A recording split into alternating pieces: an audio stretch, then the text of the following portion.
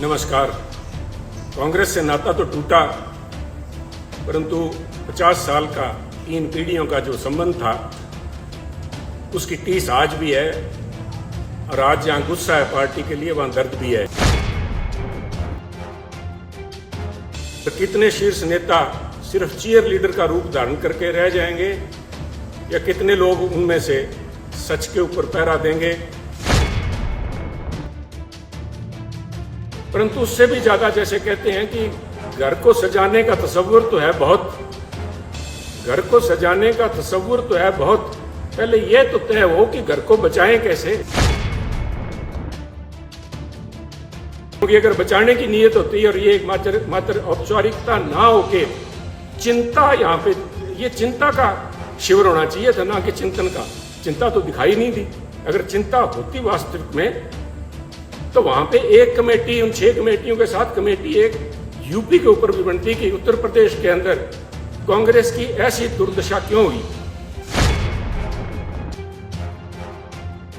और उत्तराखंड की बात कीजिए, और उत्तराखंड की तो मैं स्पेशली बात करना चाहूंगा कि 2 सूबे प्रांत ऐसे थे जिनकी बातचीत हो रही थी कि उत्तराखंड और पंजाब के अंदर कांग्रेस बहुत ही अच्छा प्रदर्शन करेगी और दोनों में सरकार कांग्रेस की बनेगी। क्या वो सोच लेके आए थे? क्या सोच के साथ हरीश रावत जी को पंजाब का प्रभारी बना के भेजा गया? क्या उनकी मंशा सिर्फ इतनी थी कि हम तो डूबे हैं, सिर्फ हम तुमको भी ले डूबेंगे? नमस्कार। कांग्रेस से नाता तो टूटा, परंतु 50 साल का 3 पीढ़ियों का जो संबंध था उसकी टीस आज भी है। और आज जहां गुस्सा है पार्टी के लिए, वहां दर्द भी है। और उदयपुर में जो कुछ हो रहा है उसको देख के पार्टी पे तरस भी आ रहा है। आज यहां पे मैं कुछ बातें कांग्रेस के शीर्ष नेतृत्व से साझी करने के लिए आया हूं, अपने दिल की बात कहने के लिए आया हूं। और जो मेरे दिल की बात है, मैं समझता हूं यही बात बहुत से लाखों करोड़ों कांग्रेस के कार्यकर्ताओं की दिल की बात है, जो शायद उस चिंतन शिविर में रखी ना जा सके। क्योंकि जमावड़ा वहां बड़े शीर्ष नेताओं का है, पर कितने शीर्ष नेता सिर्फ चीयर लीडर का रूप धारण करके रह जाएंगे, या कितने लोग उनमें से सच के ऊपर पहरा देंगे, कड़वी और सच्ची बात कह पाएंगे, ये तो आज और कल का दिन ही बता पाएगा। परंतु 50 साल जिस पार्टी में खून पसीना बहाया, जिसके साथ अच्छे बुरे समय में साथ रहे, उसके प्रति मेरा भी जाते जाते एक दायित्व बनता है। I would call it my parting gift to Congress party.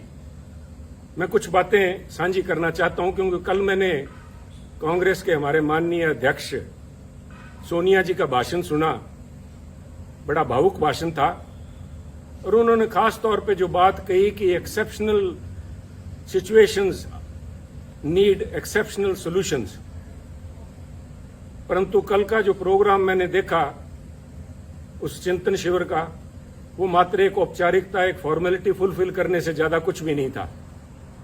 आज समय जब है पार्टी को बचाने का, आज पार्टी का अस्तित्व जो है, party is facing existential crisis, और उस समय हम इस तरह से बिहेव कर रहे हैं जैसे राष्ट्र का दायित्व आज कांग्रेस पार्टी के कंधों पे है।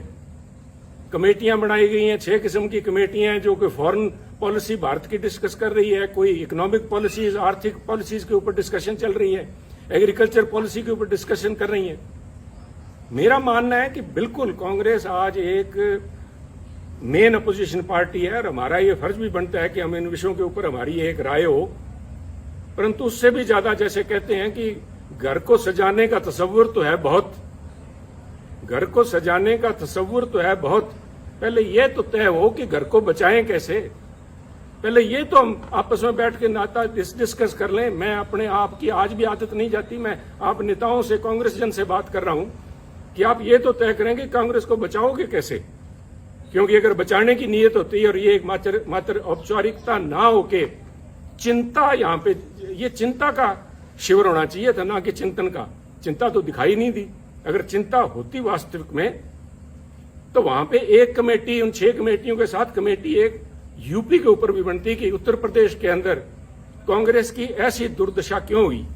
403 सीटों में से करीबन 390 सीट्स के ऊपर कांग्रेस के जो प्रत्याशी थे उनको मात्र 2000 वोट भी नहीं आ पाए। आप सब समझते हैं कि पंचायत के मेंबर का जो कैंडिडेट होता है वो भी 2-4 हजार वोट ले जाता है। एक कांग्रेस का एमएलए उत्तर प्रदेश जो कि दिल है हिंदुस्तान का, वहां पे कांग्रेस के नेताओं की ये दुर्दशा होनी, नेताओं की नहीं, मैं समझता हूं ये शीर्ष नेतृत्व की और पार्टी की दुर्दशा है। उसके ऊपर कोई कमेटी बनी, क्या उस पर कोई विचार करेगा? कल कोई अजय जी जो लालू जी हमारे अजय लालू जी हमारे प्रधान है, क्या वो बात करेंगे, साझा करेंगे क्या कारण रहे, क्या कमियां, उनको सुधारने का प्रयास किया जाएगा। इसी तरह चाहे गोवा है चाहे मणिपुर है, क्यों आज क्या हालात, इस किस्म के बाद चर्चा तो ये होनी चाहिए थी कि पूरा north east, all the 7 sister states जो हैं, हम सारी हाथ से खोए बैठे हैं। क्या कारण हुआ? गोवा में तो बड़ी भारी एंटी इनकम्बेंसी थी सरकार की, चर्चा ये भी थी कि सरकार बनने के चांसेस है, परंतु हम कहीं भी नहीं ठहर पाए। और उत्तराखंड की बात कीजिए, और उत्तराखंड की तो मैं स्पेशली बात करना चाहूंगा कि 2 सूबे प्रांत ऐसे थे जिनकी बातचीत हो रही थी कि उत्तराखंड और पंजाब के अंदर कांग्रेस बहुत ही अच्छा प्रदर्शन करेगी और दोनों में सरकार कांग्रेस की बनेगी। फिर क्या हुआ?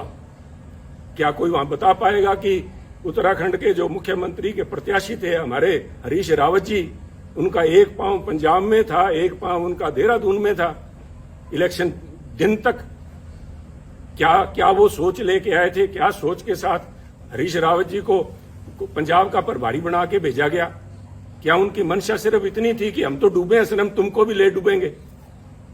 खुद तो उनकी जो दुर्दशा हुई, और मैं इसमें कहने में संकोच नहीं करूंगा, मैं पहले भी कह चुका हूं और आज फिर कह रहा हूं, अगर हरीश रावत जी आ रहे हैं तो I call it divine justice, he deserved it. जो कांग्रेस पार्टी की दुर्दशा हुई है उसमें बहुत बड़ा रोल जो है एकमात्र इन व्यक्ति का है। सारा दायित्व तो इनके कंधों पे मैं नहीं डालूंगा, हमारी भी कमियां रही वहां पे, पर इनका बहुत बड़ा रोल था। ये एक कड़ी थे यहां से लोगों ऊपर बात करने के लिए। और उससे भी ज्यादा जरूरी, जब उत्तराखंड की बात करते हैं तो पंजाब की बात कैसे ना करेंगे। मैं पंजाब की बात के ऊपर कुछ समय लूंगा, मैं आपसे धैर्य की अपेक्षा करता हूं कि कृपया थोड़ा धैर्य रखें, क्योंकि पंजाब का मुद्दा सिर्फ वहां पे सरकार बनने ना बनने तक सीमित नहीं है, बहुत ही एक आधारभूत मुद्दा है जो पंजाब से जुड़ा हुआ है। पंजाब में जो घटनाएं वापरी हैं और जिस वजह से वहां पे पार्टी की जो दुर्गत हुई है पंजाब में, उसकी समस्याएं जो हैं उनके दूरगामी और आधारभूत उसका प्रभाव पड़ेगा। एक बात मैं मानता हूं कि देश जो है, भारतवर्ष जो है, एक सेकुलर देश है, और उस भारतवर्ष के अंदर अगर सबसे कोई सेकुलर प्रांत है तो मुझे इस बात का गर्व है कि वो पंजाब है। और पंजाब ने बार बार ये दर्शाया है, यहां तक कि 25,000 पंजाबियों ने कुर्बानी दे के भी, आतंकवाद के उन काले दिनों में 25,000 पंजाबियों की कुर्बानियां हुई, परंतु वहां आपसी भाईचारे और सेकुलरिज्म के ऊपर आंच भी नहीं आई। परंतु आज एक छोटी सोच का व्यक्ति, छोटी सोच का सो कॉल्ड लीडर, छोटी सोच का एक छोटा नेता जो बड़े पदों पे आसीन है, उसकी जुबान ने वो करने का प्रयास किया जो आतंकवाद के काले दिनों के अंदर AK-47 की गोलियां भी नहीं कर पाई। ये तो पंजाबियों को मैं दाद देता हूं कि उन्होंने फिर से मौका संभाला। और आप देखिए, जीता जागता सबूत देखिए, अगर किसी को इस बात के परिणाम की इसको प्रूफ की जरूरत है तो वो देखिए कि इस इलेक्शंस के अंदर जिसके नतीजे 10 मार्च को भी आए हैं, अगर धर्म की बात करें, सिखों ने, जो सिखों की पंथक पार्टी अकाली दल, उसको वोट नहीं डाला। हिंदुओं ने बीजेपी को वोट नहीं डाला, और SC भाईचारे ने, हमारे दलित भाइयों ने कांग्रेस को वोट नहीं डाला। पंजाबियों ने एक सिख के तौर पे, एक हिंदू के तौर पे, एक दलित के तौर पे, क्रिश्चियन या मुस्लिम के तौर पे नहीं, उन्होंने पंजाबी के तौर पे वोट डाला। और इस सारे आडंबर को ढा के उन्होंने एक आस और उम्मीद को वोट डाला, एक रंगले पंजाब की आस, एक बेहतर फ्यूचर, बेहतर भविष्य की आस में उन्होंने वोट डाला। वो आस कितने हद तक पूरी होती है तो समय बताएगा, परंतु पंजाबियों को ये दाद देनी होगी कि उन्होंने ये काली नजर जो हमारे कांग्रेसी नेता जो लगा रहे थे, जो हिंदू, सिख या दूसरे भाईचारों के अंदर जहर का बीज जिन्होंने बोया, मैं तो आज इस माध्यम से खासतौर पे कांग्रेस अध्यक्षा सोनिया जी से निवेदन करूंगा, मेरी हाथ जोड़ के करबद्ध प्रार्थना है, सोनिया जी राजनीति सारे देश में कर लीजिएगा, परंतु पंजाब को बख्शिए। पंजाब ने बहुत काले दिन देखे हैं। पंजाब में अगर पंजाब को परसेंटेज के प्रिज्म से नहीं देख सकते आप, पंजाब को 33% अमुक कौम है, 40% अमुक कौम है, बाकी बचते नॉन सिख हैं या किस खाते में डाल रहे हैं, कृपया करके बख्शिए पंजाब को। पंजाब एक है। ये जो बात जिन लोगों ने, आपके जो नेता, आपकी सलाहकार, मैं नाम भी लूंगा क्योंकि आज वो उन्हीं के चलते सारा बखेड़ा खड़ा हुआ है कि आज मेरे को इस चैनल पे के माध्यम से आपसे बात करने की जरूरत पड़ रही है। अंबिका सोनी जी के एक जबान ने, मैं समझता हूं ना सिर्फ कांग्रेस को, तो कांग्रेस का तो बंटा उन्होंने बेड़ा डुबाया, परंतु उन्होंने पंजाब के माथे पे कलंक लगाया, सिखों के माथे पे कलंक लगाया, सिक्खी के माथे पे कलंक लगाया। उन्होंने हिंदुओं को बदनाम किया, हिंदुओं को निरादर किया। क्या ऐसे नेता का कांग्रेस में बने रहने का कोई हक है, कोई औचित्य है? अगर औचित्य है तो मैं आपसे निवेदन करूंगा कि आज के समागम के अंदर जब उदयपुर में वो बैठी हैं और आपके साथ मंच पे बराबर बैठी हैं, तो उनसे निवेदन करें कि उठ के वो बताएं कि Punjab what is Sikhism, Sikhism है क्या जिसको उन्होंने इतना बड़ा दोष लगा दिया। This is nothing. उनका ये बयान कि पंजाब के अंदर अगर हिंदू मुख्यमंत्री बनता है तो पंजाब में आग लग जाएगी, इसका मायना ये हुआ कि जो सारे सिख हैं, सारे पंजाबी भाईचारा है, वो हिंदुओं के खिलाफ डांगे लेके घूम रहा है। हिंदू सिख भाईचारे के अंदर दरार डालने की ये जो कोशिश, खुदा आपकी सलाहकारा अंबिका सोनी जी और उनके जो कुछ चंद चेले जो हैं, जो पंजाब के अंदर बैठे थे जिस समय ये फैसला हो रहा था, 4-5 जो यहां थे और वो 4-5 मोस्टली आज वहां आए हुए हैं आपके पास वक्ता के तौर पे, उनको बेनकाब करना जरूरी है। उन्होंने कहा था कि अगर हिंदू बन गया पंजाब में मुख्यमंत्री तो पंजाब में आग लग जाएगी। Is this some pre planned way of vilification of Sikhs? Are you trying to vilify a whole community? कि वो इतने इनटॉलरेंट है, उनके अंदर ये सहनशीलता ही नहीं है कि किसी और को बनता देख सकें। और इनकी अंबिका जी की बात में अगर कहीं सच्चाई होती तो मैं समझता हूं कि अकाल तख्त के जत्थेदार साहब ने जिस दिन इनका बयान आया उसी दिन उन्होंने कहा, अकाल तख्त साहब का वो बयान मैं समझता हूं स्वर्णिम अक्षरों में दिखा जाने वाला है कि पंजाब के अंदर हिंदू सिख होना कोई मायने नहीं रखता। सोनिया जी, मैं आपसे निवेदन करना चाहूंगा, अकाल तख्त कोई छोटा मोटा जगह नहीं है, is a temporal seat of Sikhism.